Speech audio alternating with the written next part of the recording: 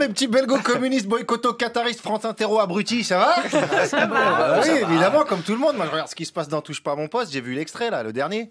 Ouais, lequel? Le son qu'il devait envoyer, en fait, dans la régie. Ouais, écoute. Ah oui. Ouais. Ça, c'est Cyril Hanouna en train de défendre Bolloré, ça.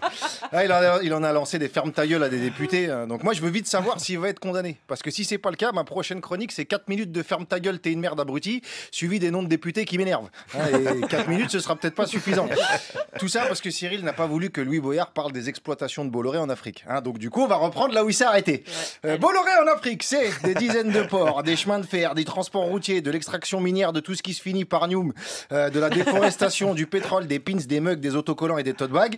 Ils possèdent plus de trucs en Afrique que les Africains eux-mêmes. Tout ça, bien sûr, grâce à la corruption de chefs d'État africains, d'ingérence dans les élections. Non, arrête, c'est pas moi qui le dis. C'est Bolloré lui-même, il l'a dit au tribunal, il a plaidé coupable. Si je comprends bien, l'ingérence, quand c'est Poutine qui fait ça, c'est un dictateur fou furieux. Quand c'est Bolloré, c'est un entrepreneur visionnaire. C'est ça.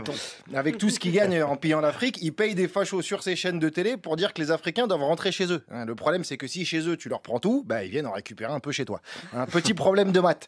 Si un industriel camerounais veut installer une usine en Saône-et-Loire, en détruisant un village, en coupant tous les arbres et en pompant toute l'eau de la Loire, et qui sert de cet argent pour faire virer tous les Français qui sont au Cameroun, à votre avis, il sera viré en charter à Yaoundé à quelle heure et à quelle vitesse? Mais dans l'autre sens, il n'y a pas de problème. On ne veut pas accueillir les migrants, mais pour leurs ressources, il y a toute une logistique très efficace en place depuis Louis XIV. Aujourd'hui, il y a plus de bateaux pour rapporter les marchandises que pour sauver des gens. Parce que la dernière fois qu'on a mis plus de noirs que de marchandises dans les bateaux, c'est parce que la marchandise, c'était les noirs. Et oui, là, c'était... non, Mamadou, saute pas, t'as toutes tes dents, t'es le plus cher, reste avec nous. Parce que quand tu vois les réactions sur l'Ocean Viking, tu comprends pourquoi le FC Collabo a fait une grosse saison en 1940, pendant que l'Olympique des Justes a galéré 4 ans pour le maintien. Heureusement qu'on n'a pas eu cette réaction quand il a fallu accueillir des milliers d'Ukrainiens. Mais là, qu'est-ce qui se passe si on prend 200 personnes en plus? On va être trop lourd, la France, elle va s'enfoncer dans l'eau. Alors, soit l'Africain, il est 1000 fois plus dense que l'Européen de l'Est, et je pense pas que c'est ça, ou alors... c'est parce qu'ils n'ont pas les mêmes voitures que nous.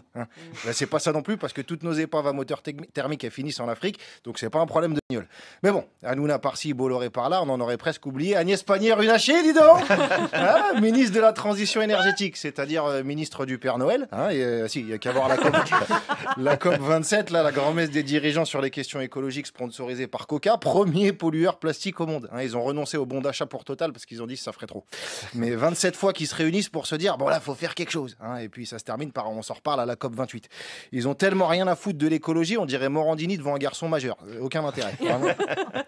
Et donc notre chère Agnès est chargée de nous faire passer des énergies fossiles aux énergies renouvelables. Selon l'ONG d'investigation Disclose, elle aurait des intérêts financiers avec un grand groupe pétrolier. Ça voudrait dire que pour qu'elle réussisse sa mission, il faudrait qu'elle accepte de perdre beaucoup d'oseille. Autant dire que tant qu'elle est là, tu vas bouffer du polymère et rôter du samplon. Alors c'est un peu technique, faut suivre. La société Arjunem, détenue par la famille Runacher, sera en lien avec Perenco, numéro 2 du pétrole en France, avec des investissements communs dans des fonds spéculatifs dissimulés dans des paradis fiscaux dont les bénéfices seraient placés au Luxembourg. Même Balkany, quand il a vu ça, il a dit « Wesh, on peut tout faire et on m'a rien dit. Moi, je me fais chier avec des villas au Maroc alors que ça, c'est légal. » On a failli le perdre, le patoche. Là, la ministre n'a pas déclaré cette situation puisque la société Arjunem est détenue à 100% par ses enfants, dont certains étaient mineurs. C'est plus des gosses qu'elle a, c'est des prête-noms. Ça se passe comment un Noël chez les Runacher? Le petit dernier, il déballe son cadeau. Ah, une entreprise! Je vais la mettre à côté de mes Legos. J'espère que dans 10 ans, quand ces gamins ils seront devenus PDG à la force du poignet, ils vont pas venir nous dire qu'ils se sont fait tout seuls. Quand on veut, on peut. No pain, no gain. Il y a trop d'assistants à mes couilles. On a aussi découvert récemment, selon le site Politico, que Pannier-Runacher louait sa maison à la famille Dassault et qu'elle ne le savait pas. Alors, elle sait plus où elle habite, elle sait plus où elle a mis ses thunes. Le seul truc qu'elle se souvient, c'est son rib au Luxembourg, apparemment. Alors oui, tout le monde ne connaît pas son proprio. Mais quand tu es au gouvernement et que tu dors chez un des plus grands fabricants d'armes du monde, il y a peut-être un bout de scrotum dans la purée, comme on dit. Surtout que quand elle a emménagé, elle était ministre de l'industrie. Je vais pas rajouter de vanne, ça ferait ton sur ton.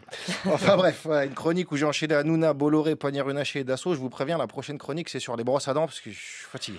Mais non, Wally, mais non. Mais non, plus il y en a, plus vous venez. Merci, Walidia. On peut vous voir sur scène à Bruxelles. Ce sera le 14 décembre. Et attention, le